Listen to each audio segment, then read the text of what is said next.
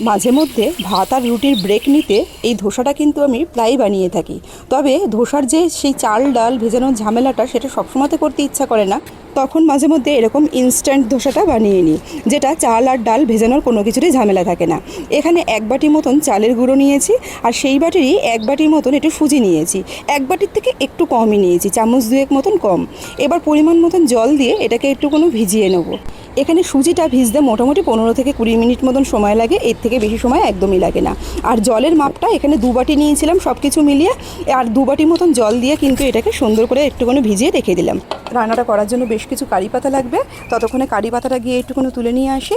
তারপর কারি পাতাটা নিয়ে এসে মূল রান্নায় চলে যাব। মূল রান্নাটা খুব তাড়াতাড়ি হয়ে যাবে যদি একটু হাতের কাছে সিদ্ধ করে রাখা আলু থাকে। এখানে ফোড়নের মধ্যে, আর আমি রান্নাটা করার জন্য কিন্তু এখানে সাদা তেল ব্যবহার করেছি। সাদা তেল দিয়েছি এখানে প্রায় 1 চামচ মতন একটু সর্ষে, প্রায় অনেকটা মতন বেশ কারি পাতা, আর একটু শুকনো লঙ্কা। খুব সুন্দর করে ফোড়নটা থেকে একটা গন্ধ ছাড়া পর্যন্ত ওয়েট করতে হবে। এরপর সিদ্ধ করে রাখা আলু একটু চামচের সাহায্যে ভেঙে ভেঙে নিয়েছি। সবটা আলু এখানে আমি এবার ফোড়নের ওপর দিয়ে দেবো। আর ফোড়নটা কিন্তু একেবারেই খুব বেশি পুড়ে গেলে ভালো লাগবে না, আর কারি পাতাটা একটু বেশি পরিমাণে ব্যবহার করার চেষ্টা করবেন, তাহলে কিন্তু এই ধোসার যে মশলাটা খেতে দারুণ হয়। খুব ভালো করে ফোড়নের সাথে সম্পূর্ণ আলুটাকে একটু আগে মিশিয়ে নেব।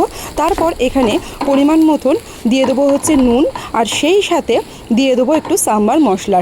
সাম্বার মশলা ছাড়া কিন্তু এই মশলা ধোসার যে মশলাটা একেবারেই খেতে ভালো লাগবে না। আর এই সাম্বার মশলা যে কোনো মুদিখানা দোকানে ইজিলি পাওয়া যায়, তবে আমি যে মশলাটা ব্যবহার করেছি এটা কিন্তু একদম আমার ঘরে বানানো সাম্বার মশলা। একবার একটু তৈরি করে রেখে দিলে অনেকবার কিন্তু খাওয়া যায়, আর এর ভিডিও কিন্তু অলরেডি আমার পেজে দেওয়া রয়েছে। তো যাই হোক, সম্পূর্ণ মশলা আর নুনটাকে আলুর সাথে খুব ভালো করে একটু মিশিয়ে নেব। এখানে ব্যবহার করা আলুটা যেহেতু আমার পুরোপুরি সিদ্ধ রয়েছে, মোটামুটি 3-4 মিনিট কষিয়ে নিলেই কিন্তু আলুর যে মশলাটা এটা একদমই রেডি হয়ে যাবে। সুন্দর যখন নাকি এরকমভাবে প্যান থেকে পুরো ছেড়ে চলে আসবে, বুঝে নিতে হবে আলুর পুরটা কিন্তু একদম রেডি হয়ে গেছে। এরপর এটাকে নামিয়ে রেখে দিচ্ছি, একটু ঠান্ডা হওয়া পর্যন্ত ওয়েট করব।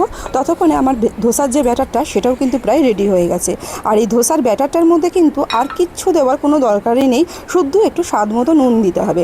তবে নুনের ভাগটা একটু কমের দিকে রাখলেই বেশি ভালো লাগে খেতে, কারণ ধোসার ভেতরে আলুর পুরটা পড়বে, আর তার মধ্যে যথেষ্ট পরিমাণ মতো নুন দেওয়াই রয়েছে। তাই বাইরের যে কোটিংটা সেটাতে একটুখানি নুনটা কম হলেই কিন্তু বেশি ভালো লাগে খেতে।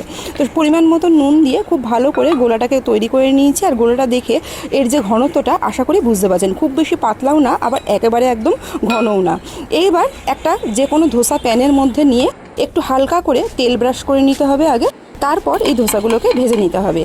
তেল একেবারে একদম হালকা করে ব্রাশ করতে হবে, খুব বেশি তেল দেওয়ার দরকার পড়ে না। তবে তেল ছাড়াও কিন্তু এটা এইরকম যদি প্যানের মধ্যে ধোসা প্যানের মধ্যে ভাজেন খুব সুন্দর করে তৈরি হয়ে যায়, কিন্তু তেলটা দিলে একটু রঙটা বেশ সুন্দর হয়। দিয়ে খুব ভালো করে একদম পাতলা পাপড়ের মতন করে সব দিকে মেলে দিয়ে মধ্যিখানে আলুর পুরটা দিয়ে নিচে হওয়া পর্যন্ত একটু ওয়েট করতে হবে। মোটামুটি 3 থেকে 4 মিনিটের মধ্যে একটা ধোসা কিন্তু রেডি হয়ে যাবে। আর এক্ষেত্রে গ্যাসের যে ফ্লেমটা একদম মিডিয়াম করে কিন্তু রাখলে সবথেকে বেশি ভালো কালারটা আসে। আর ব্যাস এরকমভাবেই আমি সব কটা মশলা ধোসা তৈরি করে নিয়েছিলাম। রাত্রিরে ডিনারের জন্য সবসময় যদি ভাত রুটি খেতে ভালো না লাগে, এই রকম মাঝে মধ্যে একটু স্বাদ বদল করতে কিন্তু বেশ ভালোই লাগে। আর খাবারটা যে একেবারে খুব বেশি আনহেলদি তাও না, খুব বেশি তেলও লাগে না। মশলা ধোসার মধ্যে একটুখানি যা তেল ব্যবহার করেছি, আর প্রত্যেকটা ধোসা চাইলে এরকম যদি ধোসা প্যানের মধ্যে তৈরি করেন তাহলে কিন্তু তেল ছাড়াও উঠে আসবে, সেক্ষেত্রে রঙটা একটু সাদা সাদা ধরনের হয়।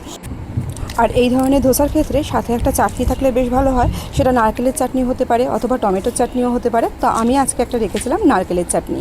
তো এই ছিল আজকের ভিডিও আর রেসিপি কেমন লাগলো আমাকে কিন্তু জানাতে অবশ্যই ভুলবেন না।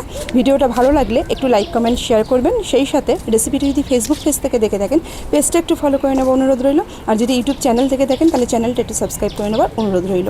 দেখা হচ্ছে পরের কোনো ভিডিও নিয়ে। ধন্যবাদ।